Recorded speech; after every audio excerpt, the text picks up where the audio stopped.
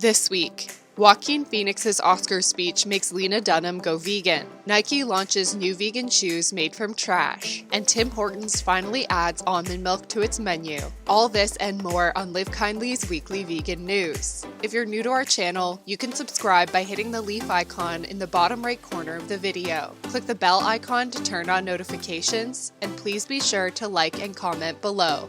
Nike's new Space Hippie line of sneakers are vegan and made from recycled trash. Our job is also to help protect the future of sport.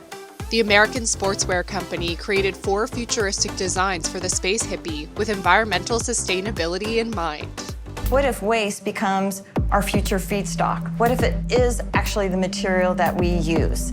And that's really where the idea of Space Hippie was born out of. Anything that is headed for the landfill, if we intercept that, we bring it back into the shoes.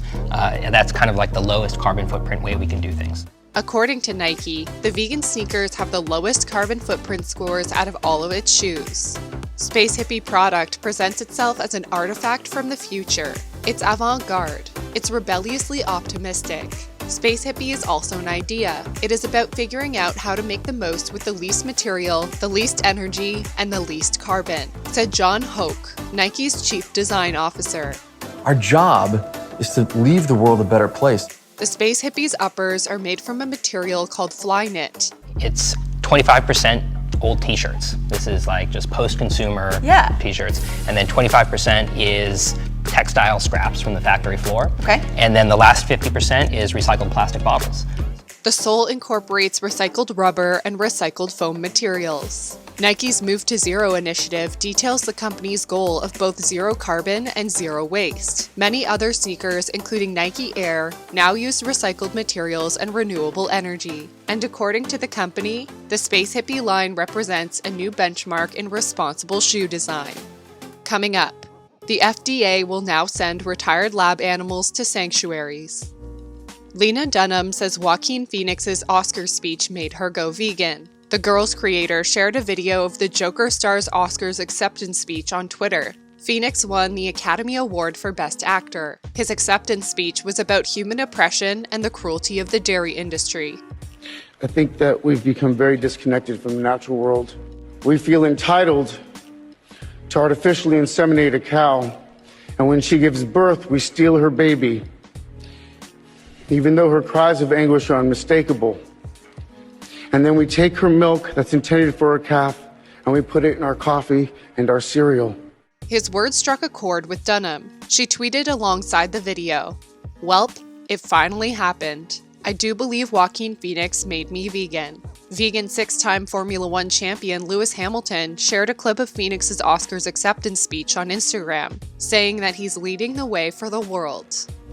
The FDA will allow the adoption and transfer of healthy retired lab animals to sanctuaries. The policy change follows campaigning from the White Coat Waste Project and over 1.2 million animal advocates. Advocates called on the FDA and other agencies to create animal retirement policies. WCW said that government spending on animal testing, more than $15 billion, is a waste of both animal lives and public funds. Justin Goodman, vice president of WCW, acknowledged the significance of the FDA's decision. "We applaud the FDA for creating a policy allowing primates, dogs, and other animals purchased with tax dollars to be retired from federal labs when testing ends. Taxpayers bought these animals, and they want Uncle Sam to give them back." According to WCW, despite the trauma lab animals experience, they can still thrive during their retirement. Several government agencies, including the Environmental Protection Agency and the United States Department of Agriculture, have not set policies for retiring animals after testing. Research by animal rights organization Cruelty Free International indicates that at least 115 million animals per year are used in experiments worldwide.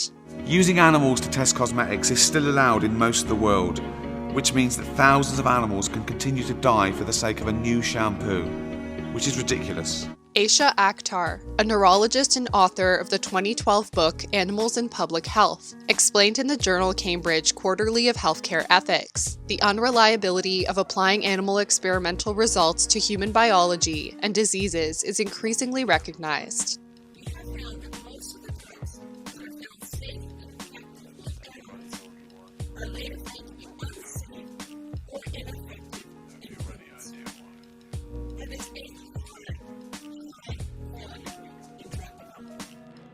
Wersut Seguni's Indonesian traveling dolphin circus, known as the world's cruelest dolphin circus, will no longer travel with its captive dolphins. According to the Dolphin Project, the Indonesian Ministry of Environment and Forestry chose not to renew its permits after a decade of campaigning by animal activists. As of February 5th, the dolphin trading company Wersut Seguni Indonesia closed its traveling circus tents. "This is a historic day for all of us involved," said Dolphin Project's Indonesian campaign manager, Femke Den Haas. "Since 2009, when the Traveling Dolphin Show first started, we have worked tirelessly."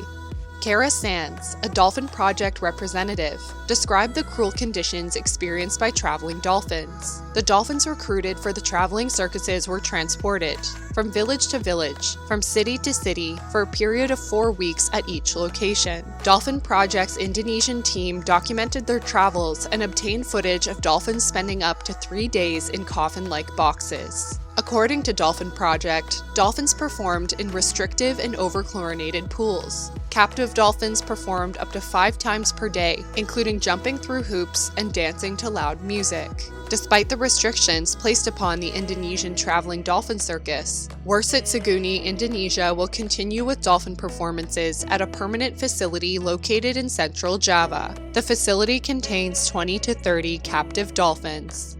Coming up, Trader Joe's is launching vegan milk chocolate.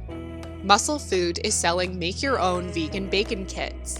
The Nottingham-based online health retailer, which specializes in sports nutrition and premium lean meats, has branched out into vegan products. Its new crispy bacon kit features peeled parsnip slices. It also includes a marinade of liquid smoke, yeast, garlic, soy sauce, and black pepper. The brand says to simply soak the slices in the sauce in the fridge for about 30 minutes, and then place them in the oven for around 15 minutes. The result is crispy vegan bacon-like parsnip strips. It has the same taste and flavor as regular bacon, but without the health consequences. It can sometimes be hard for Brits who want to cut down their intake of animal products to get over the hurdle of giving up foods they've grown fond of over the years. A comforting bacon buddy or a filling fry-up are staples of our national cuisine, said Amy Kershaw, the head of product innovation at Muscle Food. Tim Hortons is launching vegan almond milk at all its Canadian locations. After reporting falling sales and profits in the most recent quarter, the chain is going back to basics. At Tim Hortons, our performance did not reflect the incredible power of our brand, said Restaurants Brands International, Tim Hortons' parent company. It is clear that we have a large opportunity to refocus on our founding values and what has made us famous with our guests over the years, which will be the basis of our plan in 2020. RBI plans to improve Tim Hortons' performance by improving and modernizing its core categories. This includes improving its coffee and adding an almond milk option. Many Tim Hortons customers have been waiting for a vegan milk option for years, and the brand confirmed via Twitter that almond milk is coming this spring. Vegan eggs are now being served in college, healthcare facilities, and corporate cafeterias throughout the U.S. California-based food tech brand Just has entered a partnership with global food service corporation Sodexo. The move is part of Sodexo's Better Tomorrow 2025 strategy to slash its carbon emissions by 34% by 2035. Made from mung bean protein, the cholesterol-free Just egg uses 98% less water, 83% less land, and emits 93% less carbon dioxide than conventional eggs. I eat eggs every day. I didn't even notice. Yeah. Wow. It tastes like real, tastes and feels like real egg. The plant-based egg is versatile. It can be used to make scrambles, omelets, quiches, and other egg-based dishes. Since launching its liquid vegan egg to retail and food service distribution last year, Just has sold the equivalent of 20 million eggs. We're thrilled to become a preferred supplier to Sodexo, which serves over 75 million consumers each day. Sodexo's Sustainable Menu Innovation Initiative has resulted in hundreds of new plant-based recipes, and we're excited to see a range of delicious Just Egg dishes arrive at clients' facilities in the months ahead, said Josh Tetrick, co-founder and CEO of Just. Trader Joe's is developing vegan milk chocolate bars. The grocery chain revealed the news on episode 21 of its podcast Inside Trader Joe's, hosted by the chain's director of words, phrases, and clauses, Tara Miller, and Matt Sloan, the vice president of marketing. In conversation with Allison Nadler-Garrett, Trader Joe's is category manager for candy, cookies, and cereal. Miller brought up the development of the milk chocolate bar. The chain's tasting panel has already approved the new product. It was milk chocolate, but made with almond beverage, so it's an almond beverage-based milk chocolate as opposed to a dairy milk chocolate. But I wouldn't have known the difference if I hadn't been told. I mean, it just tasted like really good, creamy milk chocolate. According to the chain, the vegan milk chocolate bar is a response to customer demand. That's it for today. What do you think about Lena Dunham going vegan? Let us know in the comments below. Remember to subscribe and hit the notification bell. We'll see you again next week for Live Kindly's weekly vegan news.